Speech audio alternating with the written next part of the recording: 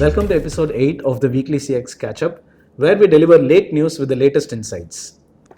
Harshini, last week I came across a bit of news that said about 1,000 Starbucks baristas across 75 outlets have gone on a strike protesting Starbucks' own new dress code, wherein they have to wear a black T-shirt and the underneath the green apron.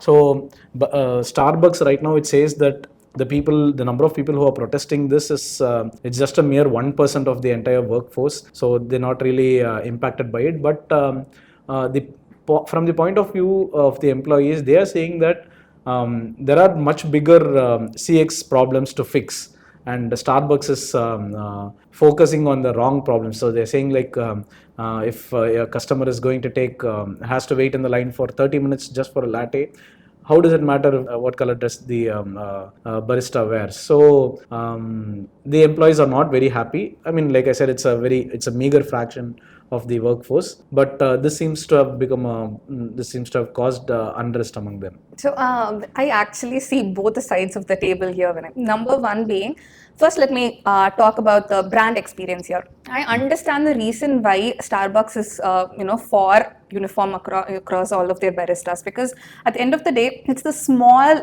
details and the design tweaks that you make that overall contribute to the experience. So Starbucks have been pioneer in personalization, because writing your name on a cup of coffee changed the whole game, not just for them but almost all of the D2C brands, on how you can incorporate personalization. True. So like a little design, when you walk into a Starbucks, it's the feeling, it's the smell and the rich aroma of coffee, and not just that, it's the visual appeal that adds to the value of a business. So I understand this move from Starbucks, but from an employee experience standpoint, they could have handled it better. For example, they could have sent out an internal survey or a poll asking for the barista's opinion on the dress code overall. So not just incorporating your customers, but also employees in your overall business processes might add more value, and who knows, they might have gone a different route altogether. Yeah, I mean, it's important that employees are also included to some level in the decision making, right?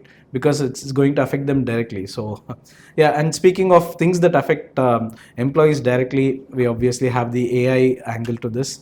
And recently a Swedish fintech company called Klarna, they went deep into AI a few months ago, in a bid to reduce their global headcount. But now, because AI usage has not given the kind of outputs and the quality that they are looking for, they're now scaling back their AI effort and going back to human agents. So while we were thinking that AI will start gaining more traction and see more adoption, like you're seeing one company that was strongly pro AI now taking a step back and going back to human-led effort. So how would you look at this thing? I have to come clean when the thing is, I am very bullish about AI, just like other companies and startups around the world. So, but at this point, we also have to acknowledge that AI and incorporation of AI is more on a learning curve than an implementation curve. And also a study from Indie Hackers stated that people who are incorporating AI in their day-to-day activities are able to save time, but the number in which they are able to save time is just mere 3%.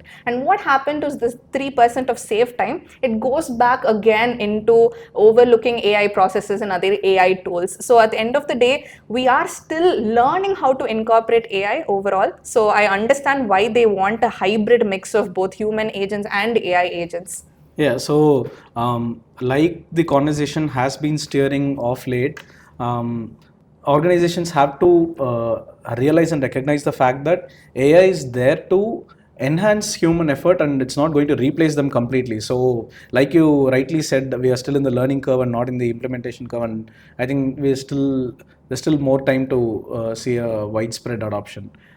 So what else is happening on the AI front? I think this might be the biggest AI tech news that we have for the month, so to speak. OpenAI have come forward and they have acquired IO, which is a co-founded a startup, AI hardware startup by Jony Ive. Jony Ive is the former chief design officer of Apple, hugely favored by Steve Jobs. And this seems to have pushed AI into the hardware side of things. OpenAI being the forerunner of AI now signals that right now AI is more used on business scale, and with the hardware adoption, we might see AI as a more of a lifestyle adoption. While this is the bigger picture, let's also take a look at the finer details. Number one being OpenAI already had 23% stake in IO since late 2023. So while names like Google, Meta, Human already had their hands in AI hardware, in 2026 we can also expect OpenAI to launch some really cool products. Also, this signals hardware might be the next wave of adoption when it comes to AI. That sounds exciting. And you touched upon that thing about lifestyle adoption of AI, right? Like, could you just give me a small pointer about that? What exactly you As mean of by that? now, we see a lot of people who are actually, businesses, solopreneurs, entrepreneurs are implementing AI, and it's been used to its full-fledged potential as of now. But more when we say hardware, right? We can expect devices that can be a part of our own life. So the limitless possibilities in which how they can be incorporated, and I think that's what OpenAI and IO is currently working on. So it is an exciting thing to, And with other technology like IoT in the picture, I think the usage of AI in all devices, it's just going to shoot up massively, I guess. Okay, so that brings us to the end of this episode. For the ad of the week, we have a dramatic soap opera-esque treatment towards an everyday appliance usage done by Urban Company. You can find the ad in the description. So that concludes this episode. Until next time.